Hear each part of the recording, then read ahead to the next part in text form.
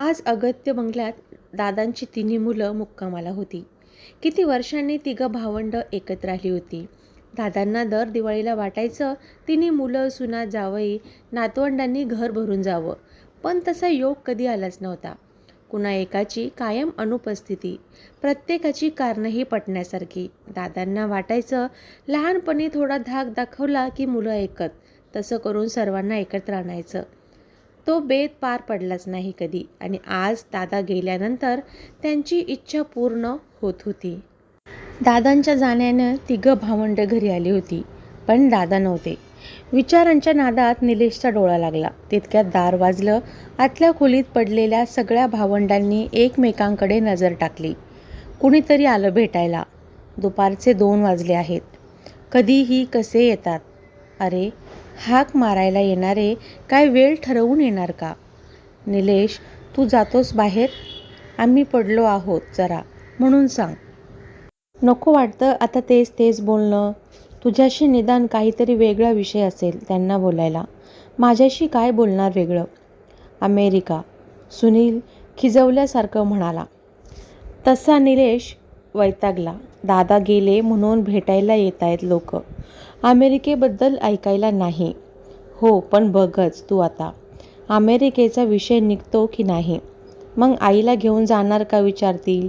इथे एकट्याच राहणार का त्या? घर विकायचं आहे का? आपण अजून विचारही केलेला नाही. ते सगळं विचारण्याचं काम हे हाक मारायला येणारे करतायत. 7-8 दिवस तेच तर चाललं आहे. काल तर आईला कुणीतरी दादांची आठवण येते का म्हणूनही विचारलेलं. ऐकलं मी. निलेश मुकाट्याने बैठकीच्या खोलीत आला. ठरल्याक्रमाने सुनील म्हणाला तसं पारही पडलं. निलेशचं डोकं भणभणायला लागलं.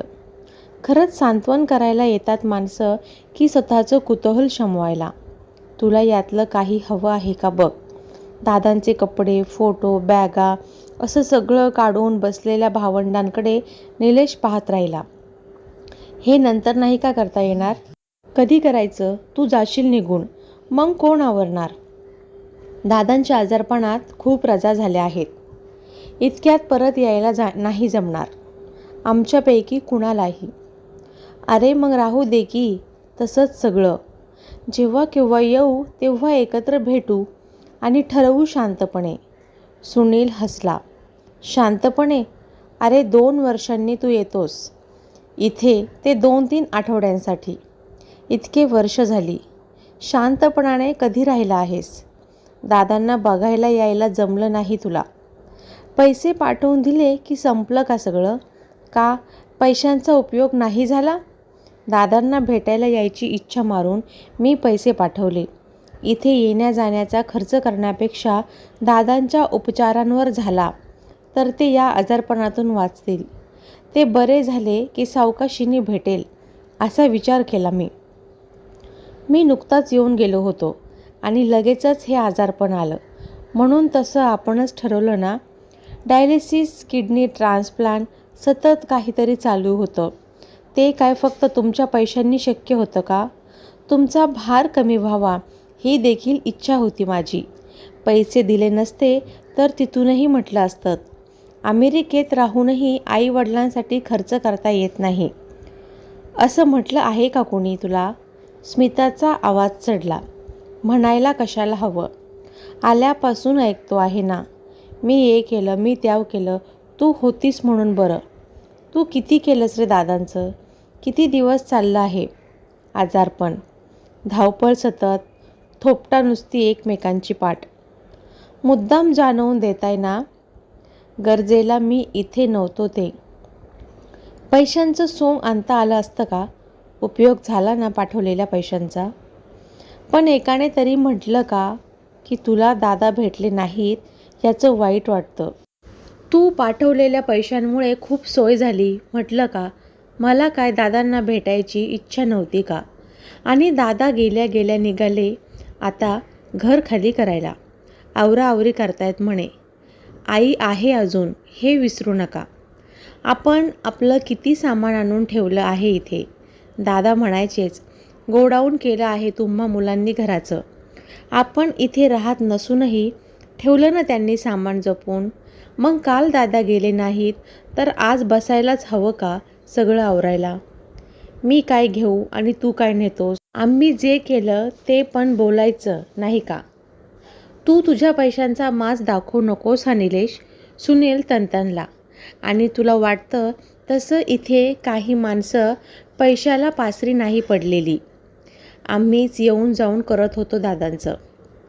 हॉस्पिटलमध्ये नेणं, आणणं, रक्तदाते शोधणं, एक ना अनेक. नुसतं पैशांनी नाही भागत, वेळ द्यावा लागतो. स्मिता फणफणली. वेळ वेळ वेळ.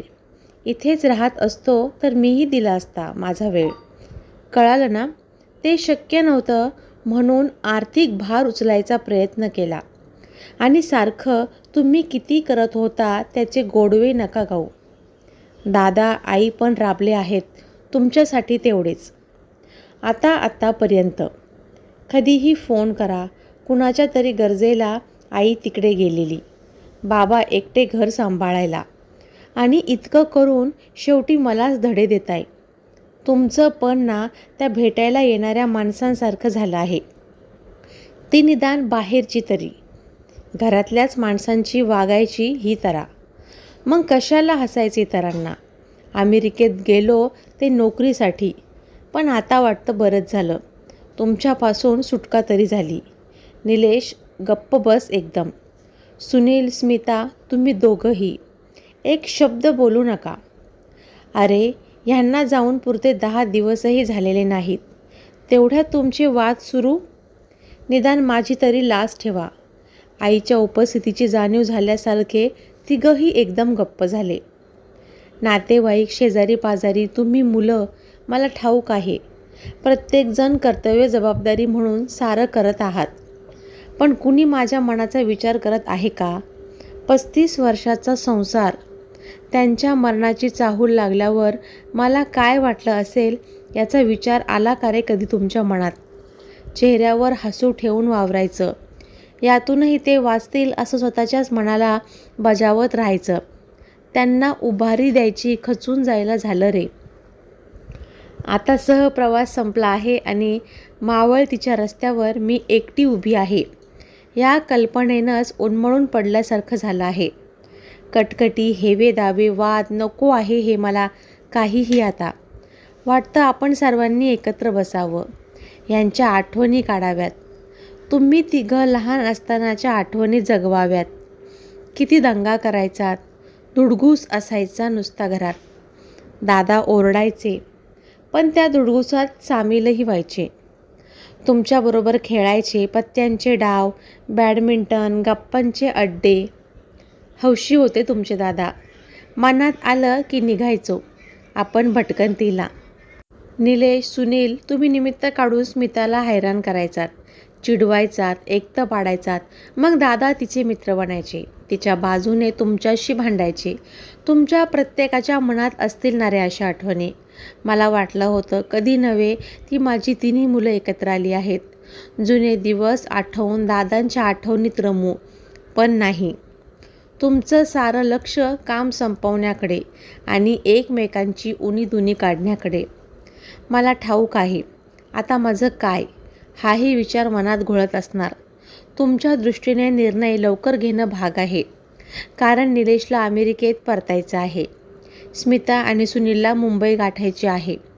हा विषय काढणार असाल तर आत्ताच सांगते, माझी काळजी करू नका. मी या घरातच राहणार आहे, झेपतं आहे तोपर्यंत.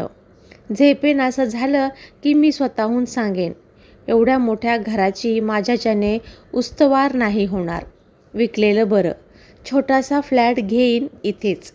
नाही, त्यासाठी तुम्हाला काहीही करावं लागणार नाही. तुमचे दादा असतानाच आम्ही काही गोष्टी ठरवून टाकल्या होत्या.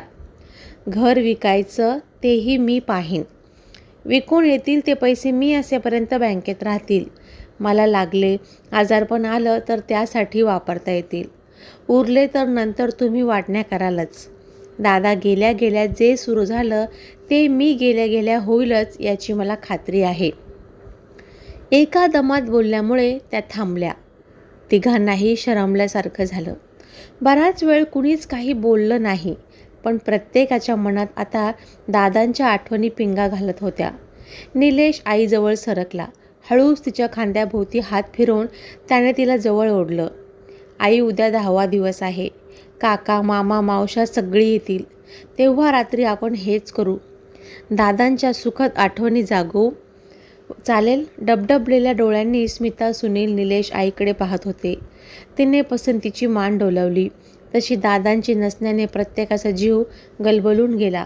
रात्री पलंगावर पडल्या पडल्या तिघांच्या मनात आठवणींची गर्दी झाली होती.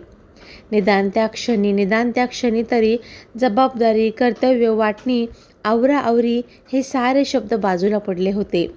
डोळे मिटून दादांची तिन्ही मुलं लहान होऊन त्यांच्या कुशीत शिरली होती. आणि तिन्ही लेकरांची आई पलंगावर बसून आपल्या लेकरांच्या चेहऱ्यावर पसरलेली निरागस झाक, निष्पाप हसू डोळे भरून मनात साठवत होती. मैत्रिणींनो, कथा आवडली असेल तर नक्की लाईक करा. धन्यवाद.